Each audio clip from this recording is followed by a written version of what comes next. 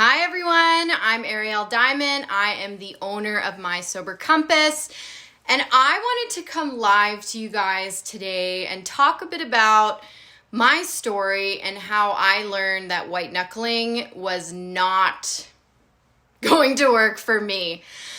I'm really excited to share a bit about my story. This is gonna get really real. My story is not pretty. I've been through a lot, just like I know a lot of you have. So I'm excited to really dig a little bit deeper in this video and talk about some different emotions that I went through. So I'll take you back to 2014. I was working for a company in Washington, D.C. I was planning international events. My life looked exciting on paper. Like I was killing it work-wise. I was really busy all the time. But what was happening was my insides were not matching my outsides. Every weekend, I would go out and get really drunk and do really stupid things. During the week, I was drinking at night after work to just calm down. And really, I was using it as a coping mechanism. I thought that alcohol was just going to be part of my everyday living. And what happened was some very serious consequences came about. I'll share one of them with you. I went missing one day and no one could find me. And I started really having this feeling in 2014 of self-hate. Like I could not look at myself in the mirror. I did not have self-love. I felt crappy both in my body and my brain, and really just was feeling so down to the point where I was like, what am I doing with my life? And the messages just kept playing and over, and I was like, oh my God, I really hate myself. So what happened was I woke up in my apartment one day. I looked around me. I had bottles scattered around my bedroom, and I took them. They were all like half empty. I had blacked out, obviously, the night before. I took them and I dumped them out into my sink, and I just said, you know what? Fuck this. Enough is enough. I hate myself right now. I'm going to stop drinking. So I went around my entire apartment, dumped out all my booze, and I went to my roommate and I just said, look, like I'm done drinking. I can't do this to myself anymore. And she gave me her full support. She said, okay, Arielle, like I've seen you kind of go downhill. Like, let's figure this out together. How can I support you? And I just said, there's no booze in the house. And that was my one boundary. I just said, for now, I cannot have any alcohol in the house, because anytime there's alcohol in the house, historically, I would drink it, right? It didn't matter what kind it was, I would drink it. So I started my first journey into sobriety out of self-hate. I made the change of dumping the booze, but I didn't change anything else in my life. So what it looked like was I kept going to bars, I kept my same exact friends, I kept going to social gatherings, but what happened was I would have that non-alcoholic drink with me, or I would just substitute for soda water. When people asked me if I wanted to drink, I just said, no, I'm good for now. It doesn't really suit me right now. But I didn't fully come out with my sobriety because that thought was always there, like, oh, well, maybe I could go back to it. Let's just see how this goes. I white knuckled, which means I didn't change any other part of my life. I kept going with it exactly the same manner. And it felt crappy. Like I would go out to bars and I would watch other people drink and I would get really frustrated with myself. And that thought of being, why can't I be like everyone else? They can handle their alcohol and I just can't. It was not a good feeling, white knuckling. I even was going to my counselor and she was saying, okay, well, now that you haven't drank, like you don't need to pick up the bottle anymore. I was like, you know what? Yeah, sure. I don't need to pick up the bottle anymore. But I kept getting more and more miserable. I had really big mood swings. I was unsure. I didn't have any sort of strategy around my sobriety. The only strategy that I had was that I was full of anger and resentment towards myself, so much so that I had a really hard time looking at myself in the mirror at all. But, I kept working. I kept everything else the same. And over time, I was wearing down. I felt lower and lower, and I was getting closer and closer to picking up the drink. And it just did not feel good. Like, it didn't feel right inside that I wasn't drinking. I missed it. I missed everything about it. And I started going into this place of self-pity. Like, oh, poor me, you know, I can't do this and that because there's going to be people drinking there, and poor me. And what happened was my other addiction started kicking in at the same time. So here I was, I had 4 months of sobriety on paper, where I didn't drink any alcohol. But what had happened at the same time was I needed that external validation. I was newly single. I didn't have a relationship in my life, and I went for it on Tinder. I felt like I needed that external validation, and I was going on dates with guys lots of times. And what I didn't realize at the time was that was a relationship addiction that I had that was coming out and rearing its ugly head, I should say. So yes, I had given up the booze, but other things started popping up, like relationship addiction. I started working more and more. My workaholism piped up. I was filling in that void inside me with other things that were not healthy either. So yes, I wasn't drinking and I wasn't hungover, but I was feeling like so much stress at work and so much stress in my relationships. I was not putting my friends or family first. I was being selfish. And addiction got me. And I'm going to tell you guys a really funny story of how I picked up again, because it seems unreal right now to me, because it's like, wow. So what happened was I went on a date with a guy on Tinder. He was in the military, and I thought, you know, here's this guy who has his life together. He's in the Marines. And I met up with him to go to a restaurant, and I ordered a soda water with lime. And he ordered a beer, and he leaned over and he said, "Oh, I really like your earring." I'm like, okay, like I just met you like 5 minutes ago. And he smelled my hair. He like reached over and smelled my hair. And that was enough for me. I was like, what am I doing with my life? I am seeking validation from people that this is so weird, and I'm wasting my life. So the waiter came back right after this guy sniffed my hair, and I ordered a very tall glass of Cabernet Sauvignon. I remember what restaurant I was at. I remember what I was wearing, and my relapse happened before I knew it. It wasn't even like a thought like, oh, I'm relapsing. I didn't even understand the term at the time. I was just like, you know what? I am suffering. This pain is too much. Give me the fucking drink. So I was handed that glass of wine. I chugged it in front of this guy I didn't know. I stood up, I left, I walked out, I went to the liquor store, and bam, I was right back to where I had been about 4 months prior, and I was back full on into my addiction. I was dealing with a lot of stressful things at work. I was thinking about moving to London, England, and I went over to London for a month to find a flat. And I made a lot of mistakes in London. It's embarrassing, but you know, I got drunk at a company party by mistake. I realized that my job was not always guaranteed.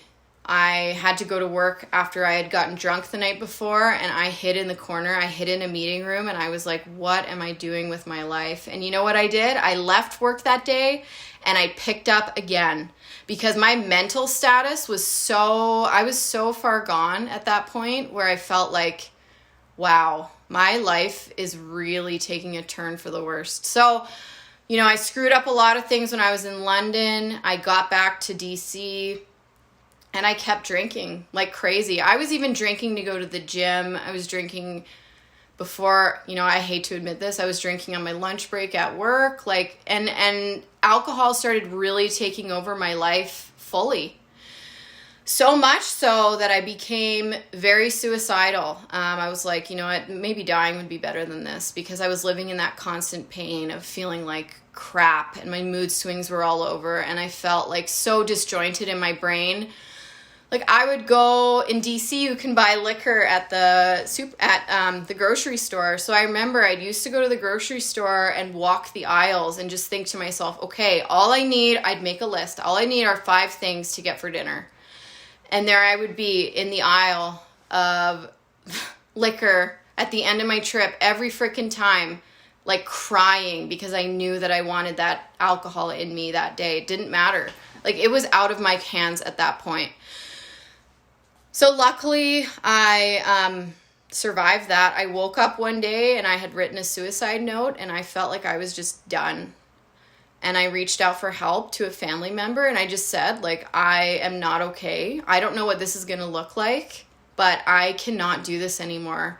White knuckling did not work for me and I was right back to where I was and worse than I had been even 4 months prior.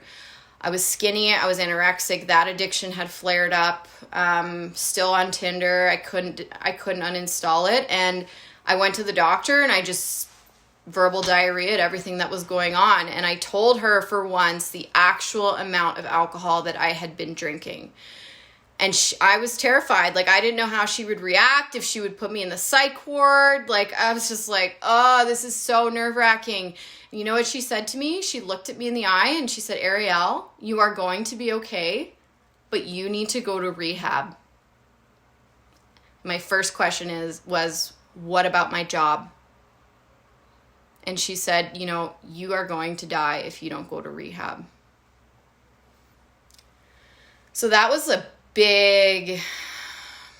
pivotal moment in my life to think about, okay, well, I really have a problem here, not just with alcohol, not just with anorexia. I have a problem with myself in that I hate myself so much right now that dying seems like a good option. So I went home, packed a bag, started researching rehab centers, and I found one in British Columbia, Canada. And I will do another video on why I picked this place, but it is quite amazing. It's called Top of the World Ranch in BC. It looked so welcoming, so inviting. It had nature aspect, which, like, let's be honest, in DC there's nature, but there's not like mountains, and everyone's more revolved around work. So I picked that place. The currency conversion was pretty darn good and went there. And the plan was, I'm going to go for 30 days and then I'm going to be done. And when I was in there, we unraveled a bunch of things. Like, we did counseling twice a week, even more so some weeks. There was a lot of group therapy. There were group sessions. There was educational sessions. I started learning about my addiction. My life started to change. I was starting getting called out for my bullshit. I was told that I seemed like a really cold, hard person, which I knew on the inside I wasn't. Like, I have a lot of love on the inside and feelings, and I care about people, but it just wasn't coming across that way. So there was a major disconnect from my head to my heart. So at the ranch, I met so many amazing people. I heard so many amazing stories. I got introduced to the 12-step programs. I got introduced to a smart recovery. And I started to learn about the importance of building a recovery plan and learning about recovery jargon and connecting with people that live a recovery lifestyle. I had never thought about that before when I was sober for those 4 months prior. I just thought that maybe people could put down the alcohol or the drug and then their lives would immediately get better. And yes, it does get better because we're not fucking up like certain things, but there's so much more to building a recovery plan than just putting the substance down. It's like a very important thing to start looking inside and making big change and realizing, like, okay, why do I pick up every day and why do I feel the need to numb? And when I started labeling it numbing, a lot of things started to domino off of that. It's like, okay, looking at my past, looking at the trauma that I had been through, looking at just my toxic patterns and my toxic shame, and like staring at them in the face instead of like stuffing them deeper and deeper inside. Like I couldn't live like that anymore. So I started to gather the pieces when I was in treatment. I ended up staying for 90 days, not 30 days. And I made the shift from entering treatment thinking, oh my God, maybe one day I can come out of here and drink like a normal person, to when I left the ranch, I realized, I can never drink like a normal person because I'm not drinking. Essentially what I'm doing is I'm numbing and I'm stuffing. And a normal drinker doesn't do that. It's not for them. They don't, like, even one of my best friends, I used to watch her drink and she would leave like a bit of wine in her glass at the end of the night. And I kept thinking like, okay, what is the difference here? Because I'm going to pick up the rest of her drink and drink it. It's because I'm getting a different effect from drinking alcohol than she is. I'm getting the numbing effect. I'm putting my feelings to the side. It's not the same way as for her. She takes it or leaves it. It's not an obsession for her, obsession of the mind and craving of the body. For me, it was out of my hands. So when I left the ranch and decided, excuse me, I'm just drinking my bubbly. When I left the ranch and decided to live an abstinence program and build a program, a community-oriented program where I could be connected to other people in recovery and really go for it, it was terrifying, but it was necessary because you know what? At the end of the day, and this might sound dramatic, but at the end of the day, I was fighting for my life. So I focused on a few key pieces when I left the ranch, thanks to everyone that helped me while I was in there. So number one, I focused on building a community. So I made the decision to move to Cranbrook, British Columbia, instead of going back to Washington, D.C.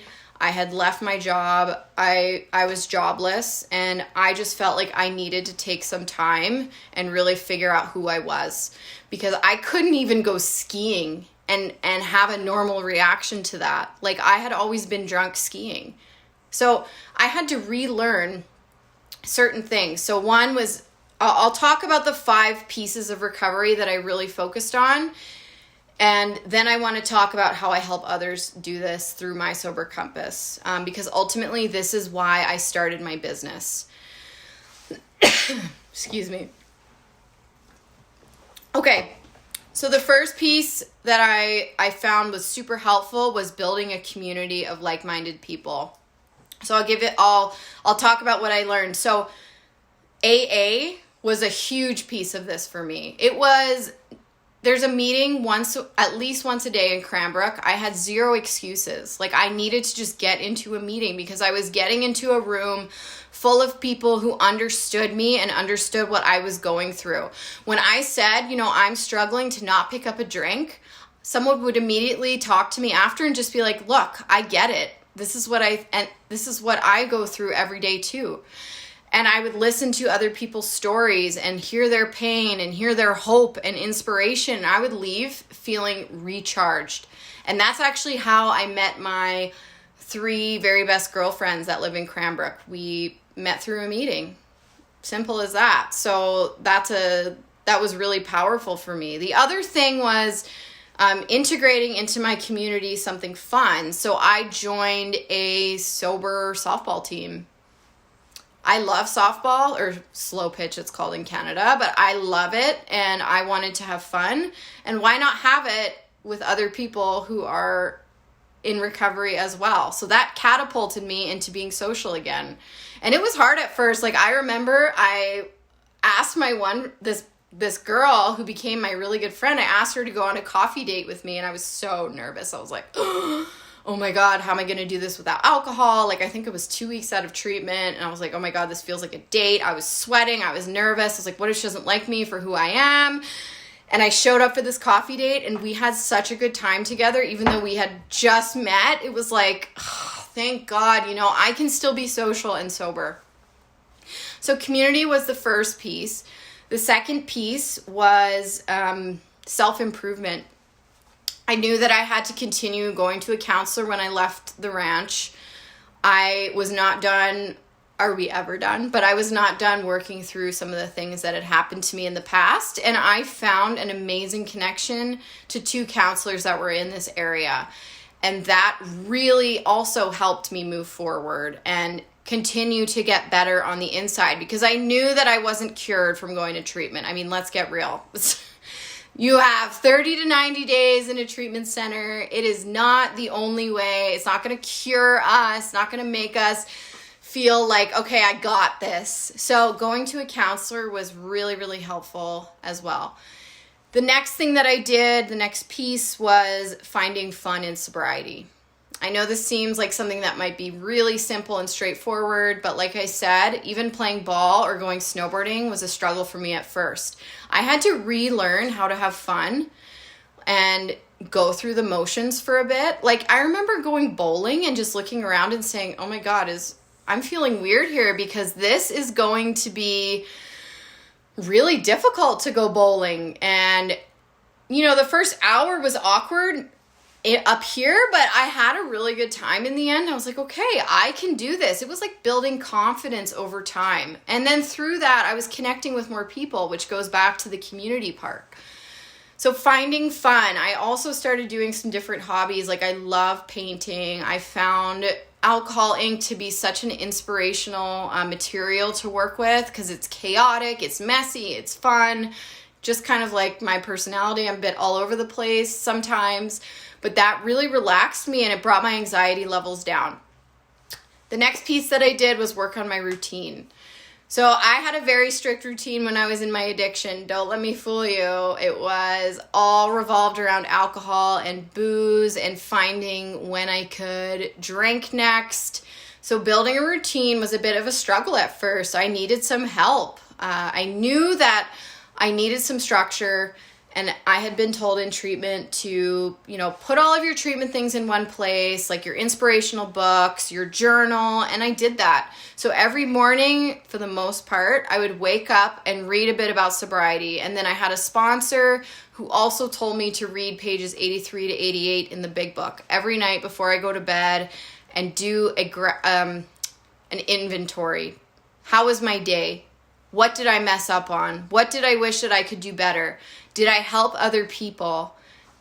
Or was I selfish? And those questions really made me look at my life a bit different. Because in addiction, I was so selfish. All I cared about was drinking and being skinny and trying to be popular. And when I got out of treatment, I was like, oh my gosh, I have like a blank canvas that I can build the life that I want. And no, it didn't happen overnight. And there were some days I cried and I couldn't get out of bed. And then there were other days that I started like really feeling happy. Like my dopamine levels were getting rebuilt, which is huge. I couldn't just snap my fingers and it happened overnight. It took time. So the fifth and most important piece to my recovery plan when I left treatment was integrating service into my life. And the second piece was connecting with other people in sobriety. So a really good way I got started was to simply go to AA or NA meetings early and start networking with other people, helping set up the meeting and cleaning up after, making the coffee. I know it seems super easy to just say that, but it's scary. I was walking into rooms with people I didn't know, and I felt like my addiction had me feeling like I was still an outsider. I wasn't from Cranbrook. I was from half a continent away. I looked a bit off because I was just so overwhelmed a lot of times. But you know what happened? I started doing service work and my life started to change dramatically. I would bond with people over stacking chairs, just saying, having a joke, a laugh with them. And it really helped. So when I look back at the first time that I got sober, just by being angry at myself, I wish that I could go back in time and just look at myself as I was dumping the alcohol and just say, look, Arielle, why don't you start Googling recovery programs? Why don't you go to that AA meeting that you've heard about? Why shut this part out? But, for whatever reason, I needed to learn on my own time. I needed to go through that relapse to understand the importance of building a recovery program and what that looked like and what that entailed, and making big life changes instead of continuing to go to bars and continuing to go on Tinder and just wrecking my self-esteem and my self-worth. So I realize now the importance of a plan and a strategy. It's just like if you were going to go to the gym, if you wanted to say, okay, I really want to get in shape. It's not just about walking, right? It's about hiring potentially a trainer to help you go through that motion, to help you understand how diet affects your body and how going to the gym once a day or twice a day affects your body, and certain exercises can help with certain parts. I look at a recovery plan in the same exact way. We need a strategy to get reconnected, rewire our brains, and also rewire our body to not, when we have a craving, to not automatically reach for a drink or pick up the phone and call someone who might not be good for us. It's exactly the same just having a strategy is exactly the same way as getting in shape. And it takes time, and it takes dedication, and it takes connectivity, and it takes being accountable. So this is why I started my Sober Compass. I want to help people understand exactly what their lives can look like on the other side of addiction. And I can tell you this because I lived it. I get it. It's hard. It's not easy. When we get that euphoria from picking up a drink and taking a sip, that is a huge indicator that there might be something deeper underlying. There's something going on internally that is not working. So I'm here to help people if they're thinking about jumping into a recovery program, if they're thinking about putting down the alcohol. I'm here to help people do that with support, because I know firsthand that the first time I tried to get sober, I learned the hard way. I could not do this alone.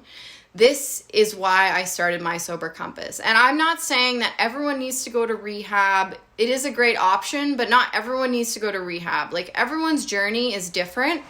So my mantra is that I meet people where they're at, and I help them discover certain options that might work for them, because no two recovery plans look the same. Absolutely. Mine, some big pillars I talked about. I believe in the 12 steps. I work on smart recovery. I actually coached with smart recovery, so that's CBT based. I believe in personality testing. Why not understand your strengths so that we can utilize them moving forward? And I know how to reintegrate into a sober life and meet sober friends. It seems like something very simple, but there's so many different ways to go about it. If you're an introvert, if you're an extrovert, let's strategize around that. So this is why I am so very passionate about helping people get started in recovery, because I know it's like standing at the bottom of a mountain and looking up and being like, oh my God, how am I going to do this? So what I do is I come and stand at the bottom of that mountain with you. We have a chat, and then we navigate that mountain together, because there's not just one path up the mountain. There's multiple. So we figure out what works based on your lifestyle, based on your family, based on what's going on for you, what the best approach is, what tools you need. Do you need a walking stick to help you for the first bit? Do you need a snowmobile to help you get up? I know I'm getting off on a tangent here, but you get what I'm saying. What do you need to help you get started so that we can do that very thing? And that's just start. So as soon as we just start, we get into a lot of fun activities together. I think that recovery should be fun. There's no way around that. If you are building a boring and just white knuckle based recovery plan, I can almost sit here and guarantee you 100% that you will not stay sober. And I know this because I did it myself. I've been there, I lived it. It's just not sustainable.